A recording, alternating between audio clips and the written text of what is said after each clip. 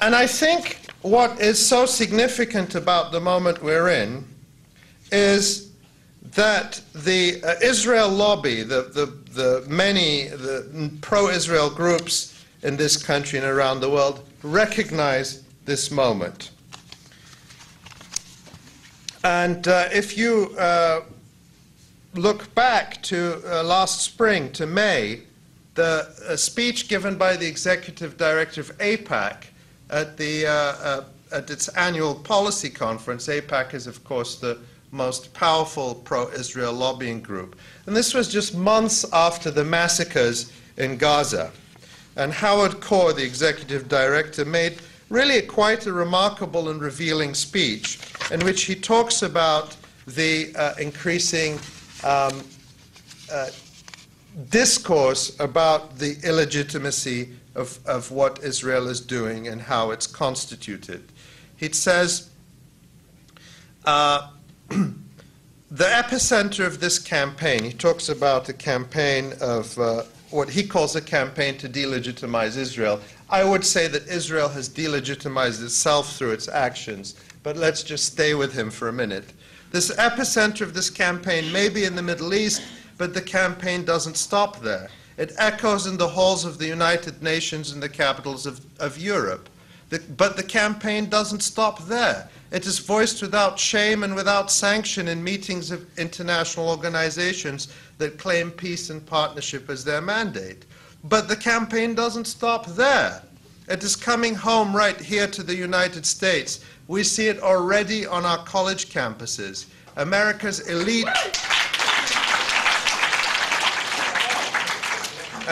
elite institutions of higher learning, the places we've entrusted with the education of our children. But the campaign doesn't stop there.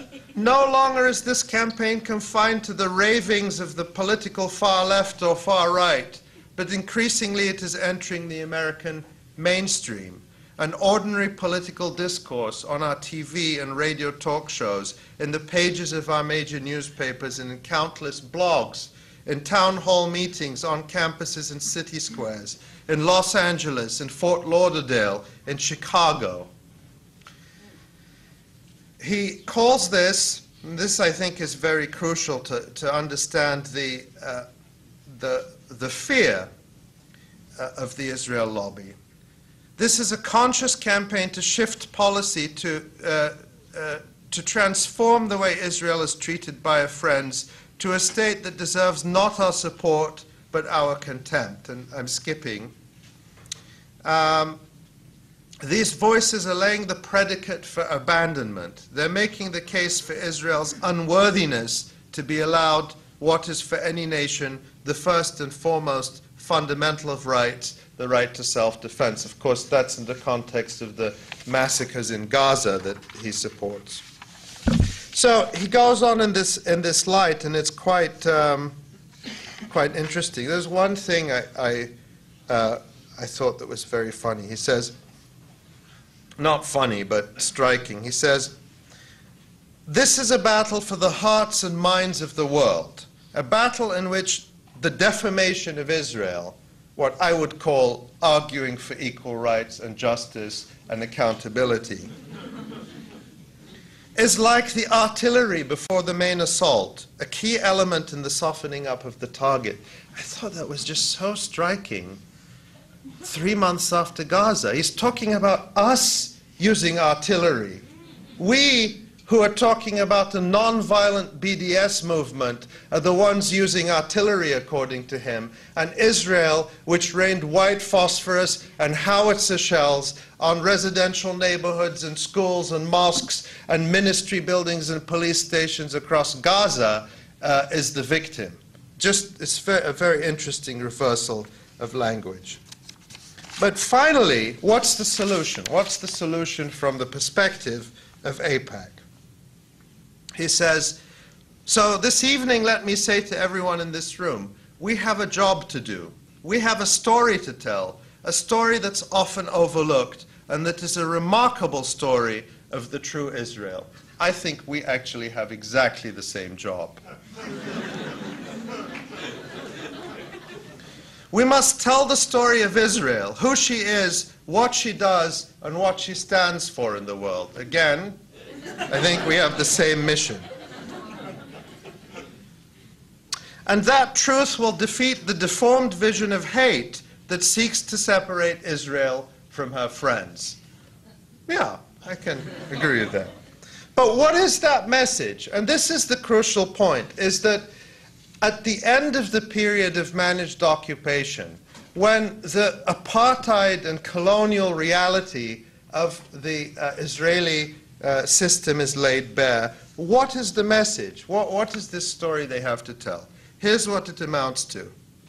Israel, the only country in the Middle East to host a gay pride parade. The Israel that draws energy from the sun, water from air. The Israel that takes seriously the admonition to be a light unto the nations. The country that opened its doors to the Vietnamese boat people in the 1970s, Ethiopian Jews in the 1980s and 90s, to refugees from more than 100 countries, except Palestine. People with different cultures and customs who have built new lives in Israel. Now, what's interesting about this? You've got a couple of themes here. The gay pride parade, they call that gay washing. When you use the idea that